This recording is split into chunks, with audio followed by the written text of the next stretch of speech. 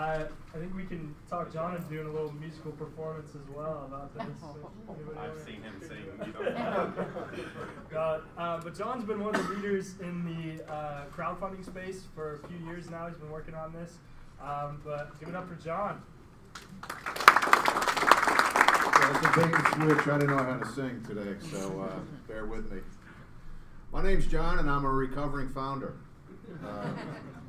It's been about 12 days since I gave my last presentation, so thank you very much. Thanks for having me here today. I actually founded my company back in 2003, and I still lead it today. And I say that because I've been there, done that, and I'm with you today as a fellow entrepreneur and someone who's been there, done that when it comes to financing. Everything that could go wrong has gone wrong in my company. I had a bad partner. I've had 3 banks call their loans back in the mid-2000s. I've had investors that I'm in good graces with now, but many battles along the way, and I've raised equity from angels and VCs as well. But along the way, I made a lot of mistakes, and many mistakes and things I'll talk about today are based on that. So I'm here today to share some good news at the end, but I got to drag you through a little bit of mud first, okay? Just a little show of hands first to who I got in the room here. Where are my entrepreneurs? Okay. Where are my investors? Oh, you guys, keep your hands up. Don't heckle me until the second part of the presentation, please. But I welcome your feedback. But well, thanks for having me. My name is John again. I'm the founder of a company that today is called Logic Bay. We're a software company. One of our products is called INVESTinNC, and we use that to power a program called INVESTinNC that I'm here to talk about today. My goal in the next 6 or 7 minutes is to change your thinking about how to think about raising capital for businesses. It's a paradigm shift that I'm going to try to get across to you today. We usually do this in a 1-hour workshop format, and they give me 6 or 8 minutes to do it. But that's my goal today. But I'd like to start out with a story. One of my favorite films is the Pink Panther series with Peter Sellers. And there's a famous scene where one of the movies, he's walking through the hallway of a hotel, and there's a guy with a cute little dog sitting there. Many of you might have seen this scene. And he goes up to the dog, the man, and he says, with that weird French accent, he says, "Sir, does your dog bite?" And the guy says, "No, my dog does not bite." So he bends down to pet the dog, and the dog immediately bites him. And he says, gets all jacked up, and he goes, "Sir, I thought you said your dog does not bite." The guy looks at him and says, "That's not my dog." Well, I love that story, and the analogy here is, as entrepreneurs, we go through our entrepreneurial journey with this false sense of what's around us. And if you're like me, you subscribe to WRAL TechWire, you get all this great news about these unicorns and who gets funded, and you see who wins the grants, and you open up these papers and you read online about the SBA and the SBA loan program and all these great banks doing loans. And you think, wow, I'm excited. I'm going to go out and raise capital. This is awesome. You watch Shark Tank and you go, that could be me. I could do that. So we get this sense of the world around us, but when we look at the stats around that, it paints a different picture.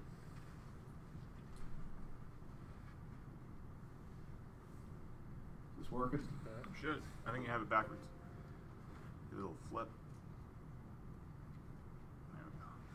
So what I call the status quo, and we all go through our journey here, and we try to raise money, and we're all fired up, and it's a model that is really controlled by gatekeepers. So there's really 3 common sources of funding: debt, bank loans and things like that; equity, typically angels and VCs at the startup or early stages; and then we have grants, okay?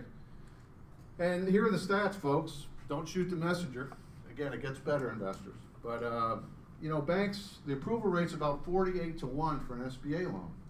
And that factors in how many people that a loan officer sees before they recommend that they apply for a loan. Angels and VCs, active groups, look at about 200 companies a year, and they fund 4, statistically. That's a 2% approval rate. And then grants are about 5 to 10%, of the people that apply for grants get the grants. But what do you read about in paper all the time? You read about the people that get these things, right? And it's not that these people have ill intentions and they don't want to invest. It's a supply and demand problem. There's way too many of us looking for capital than there are providers of capital. And the statistics show you that. And that capital is maintained by gatekeepers that you have to convince that you're worthy of receiving their capital. So that's the environment we operate in, and it creates this status quo model for raising capital. Hopefully you can see this in the back. But here's what typically happens. We have to validate the markets, that there's a market for our product.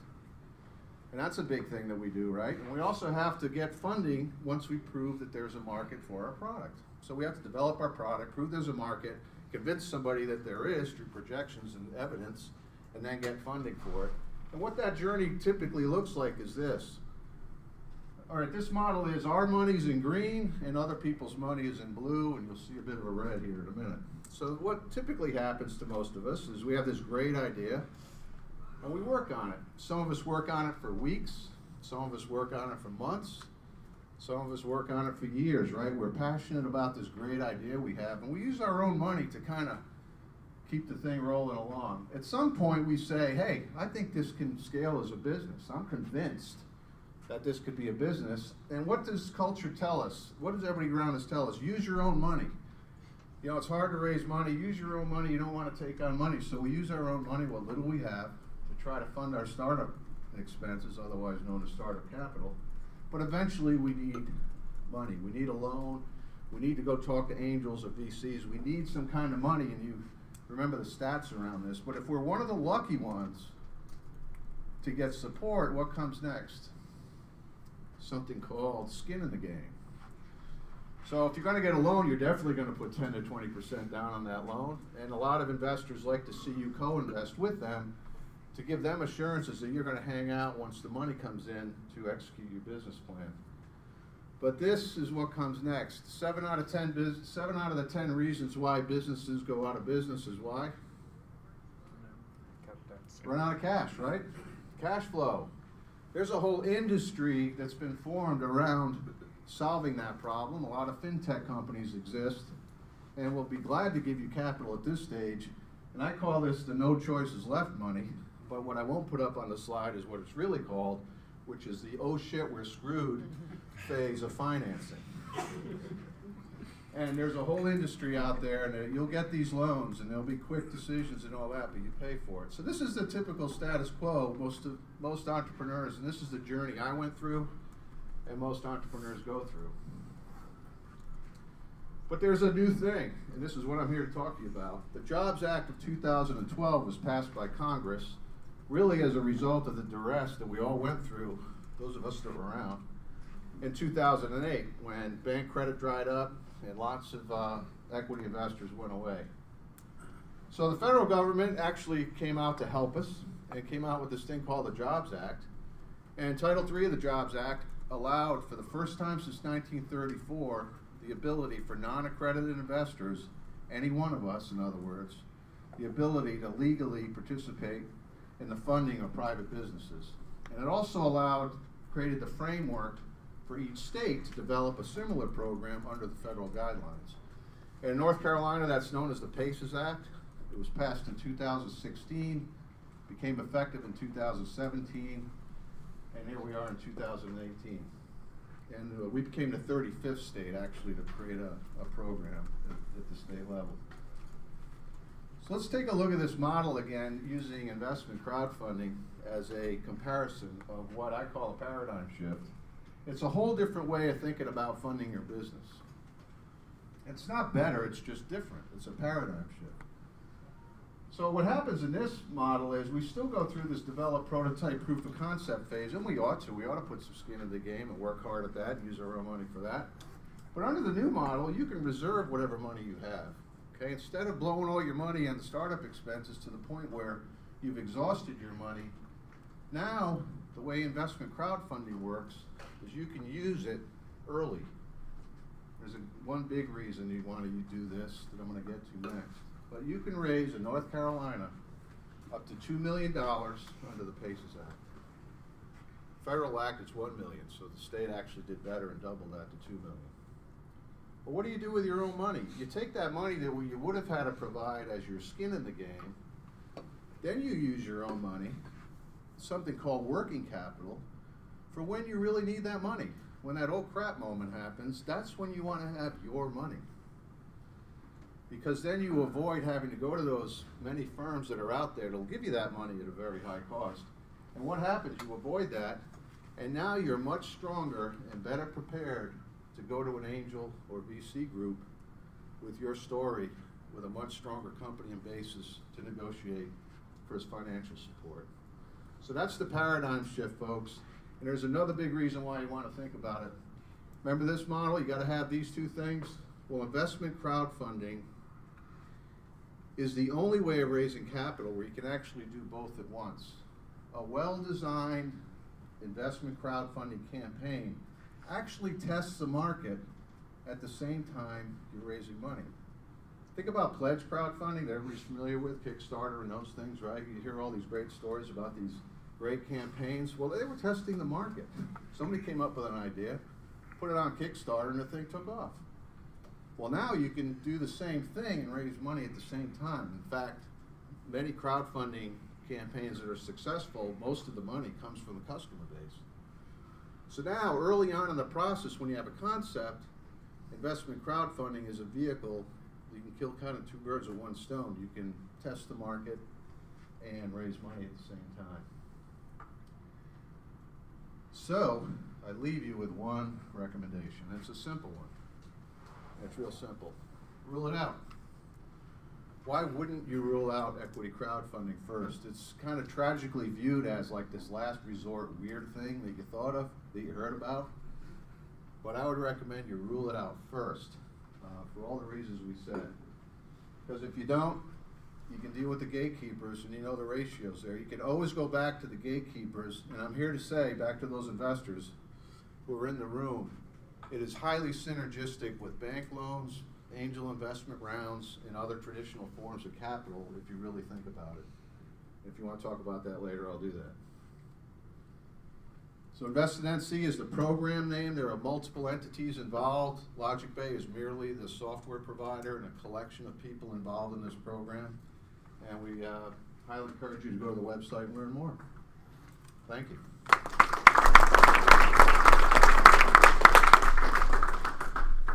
Are there any questions? Yep.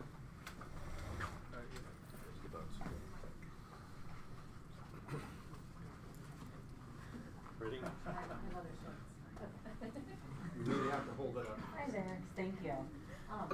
So one of the reasons that an entrepreneur might go to some of these other types of funding opportunities you mentioned earlier was they're not quite ready for the public to see it, and perhaps there's a low barrier to entry. They want to develop the business more before they share it.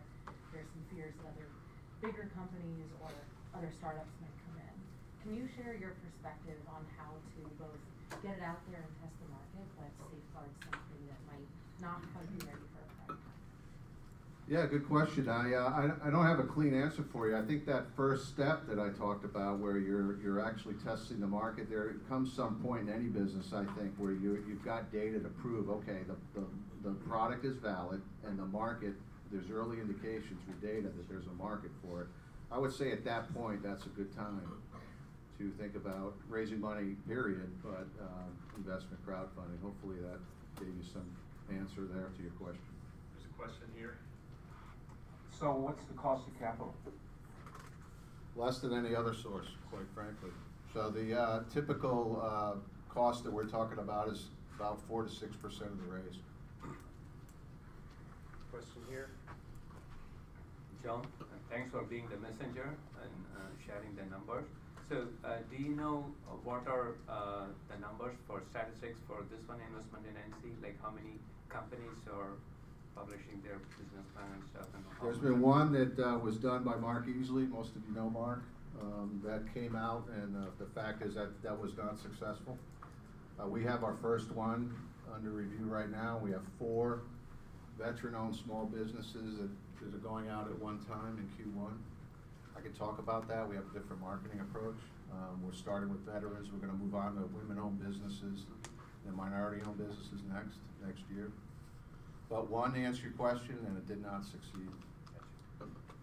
Nationally, Regulation CF is doubled in size since 2016 to 17, and 67% of the companies raising money similarly at the federal level using Regulation CF met their minimum goals.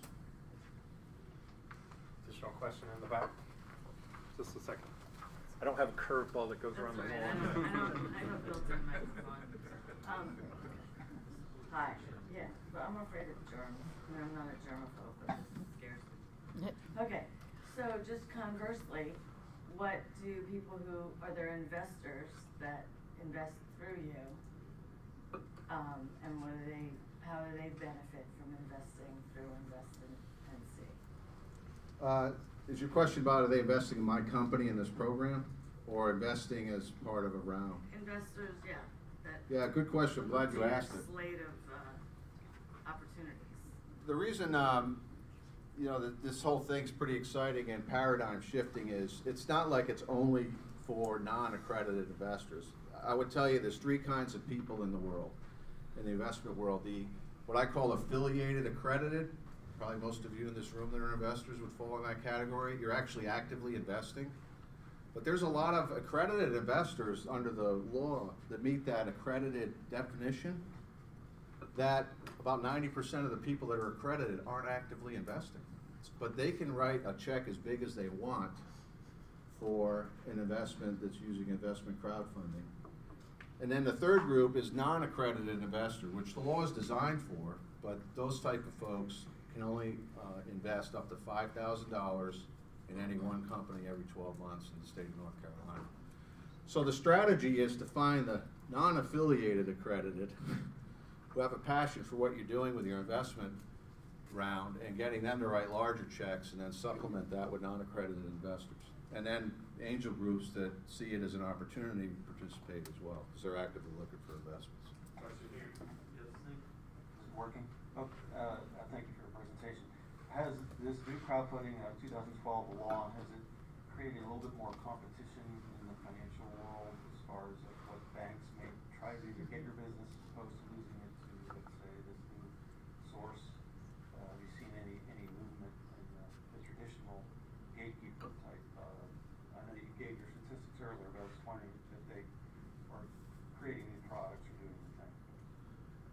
I don't have any data to answer your question, but we are seeing in other states and nationally is co-opetition. So take a bank, for example. You go to your bank and you apply for your SBA loan, and they say, they laugh at you like they've laughed at me before, and you don't get the loan because you don't have enough collateral, you don't have enough assets. Well, if the banker, say you're going for a $250,000 SBA loan, you don't otherwise get it, and you say, well, if I do a crowdfunding raise for $500,000 and I come back with $500,000 in cash on my balance sheet, would you look differently at the loan? And the answer almost always is yes, your balance sheet's different.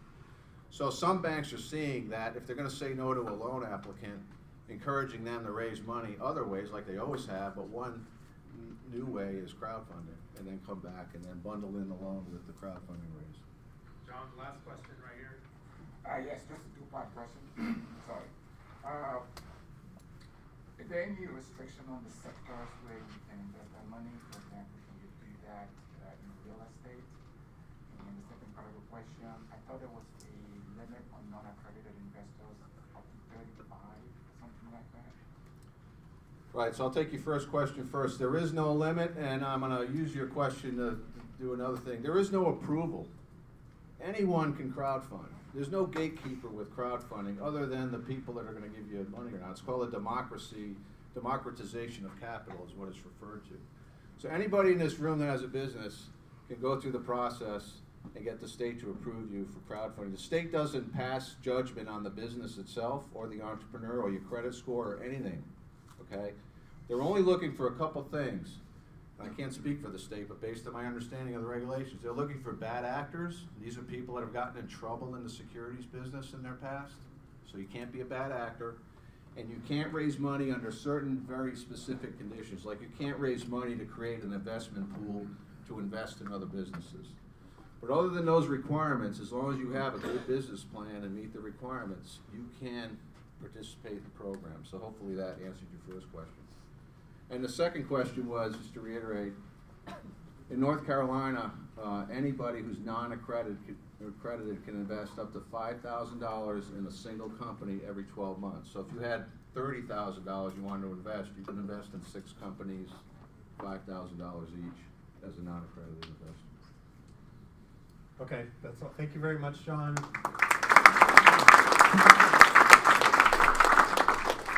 John and I know each other very well. He was actually my first tenant at the UNC Wilmington incubator, so we've known each other for more than 5 years. So thank you for coming out today.